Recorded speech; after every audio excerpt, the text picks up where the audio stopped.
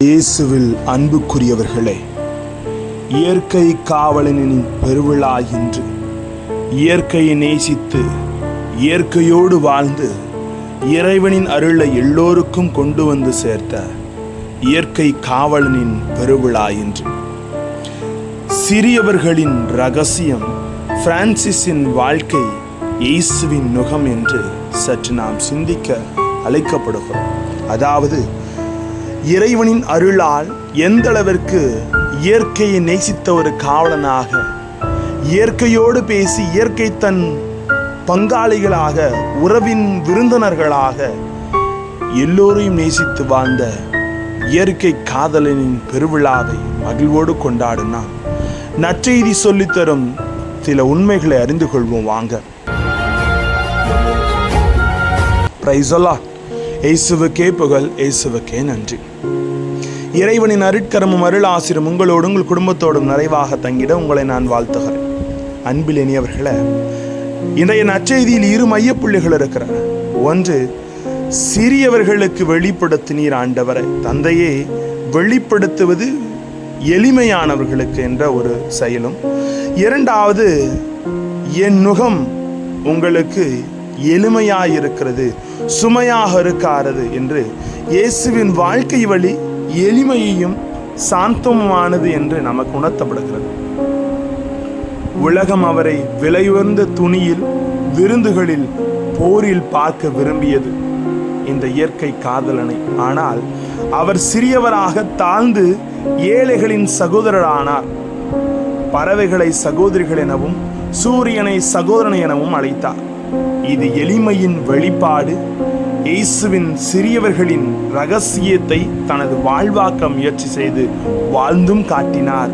மறு கிறிஸ்துவாகவே மாறினார். பிரான்சிஸ் உலகின் சுமைகளை, பணம், அதிகாரம், பேராசையை விட்டொழித்தார். அவர் ஏழ்மை, பணிவு, அன்பு என்னும் சுமையை எடுத்துக்கொண்டார். உலகம் அதை முட்டாள்தனம் என்றாலும் பிரான்சிஸுக்கு அது மகிழ்ச்சி என்று உணர வைத்தது.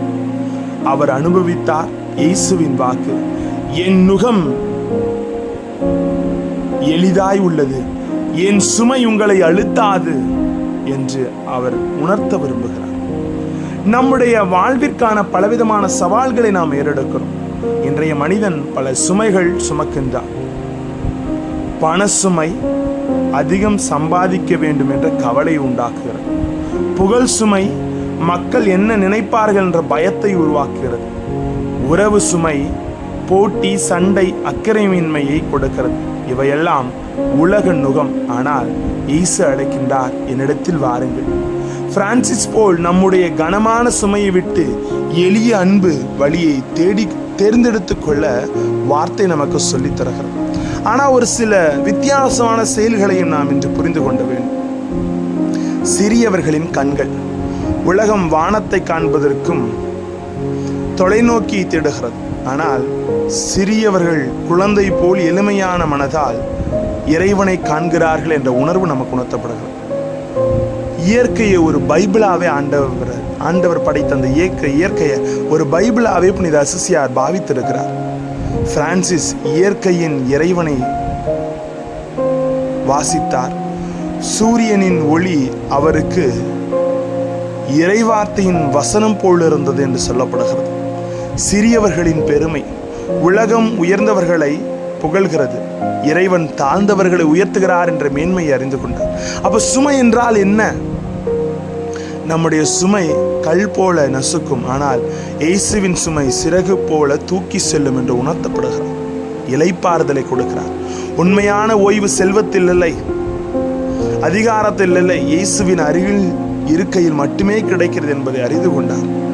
அப்ப சிறியவர்களாக குழந்தை மனதுடன் இறைவனை அணுகுவோம். எளிமையான வாழ்க்கை முறையை கடைபிடிப்போம். இயற்கையை மதித்து சகோதர சகோதரிகளாய் பார்க்கிற பழக்கத்தை நம்மில் வளர்ப்போம். நமது கனமான சுமைகளை விட்டு இயேசுவின் நுகத்தை எடுத்துக்கொள்வோம். பிரான்சிஸின் வார்த்தை நமக்கு அழைப்பு விடுக்கிறது, அமைதியை விதையுங்கள், அன்பை பரப்புங்கள், இறைவனை புகழுங்கள் என்று. இந்த செயலை நாம் ஏறெடுக்கிற பொழுது இயற்கையின் காதலனின் பிள்ளைகள் என்ற உணர்வோடு நாமும் அனைத்து சுமைகளையும் பிறர் வாழ்க்கையிலிருந்து இறக்கி மகிழ்வோடு வாழ அழைக்கப்படுகிறோம். அதை உணர்ந்து செயல்படுவோமா? ஜெபிப்போம். அன்பின் இயேசுவே, சிறியவர்களின் பாதையை பிரான்சிஸ் போல் பின்பற்ற செய்ய, உன் நுகத்தை மகிழ்ச்சியுடன் சுமக்க செய்ய, உலகின் சுமையை விட்டு உன் அமைதியில் இளைப்பாற செய். அனைவரும் சகோதர சகோதரி என்று வாழ எங்கள் ஒவ்வொருவரையும் வழி செய்திட உம்மை இறைஞ்சுகிறோம். எங்களோடு தங்கும் ஆண்டவரே. Praise the Lord.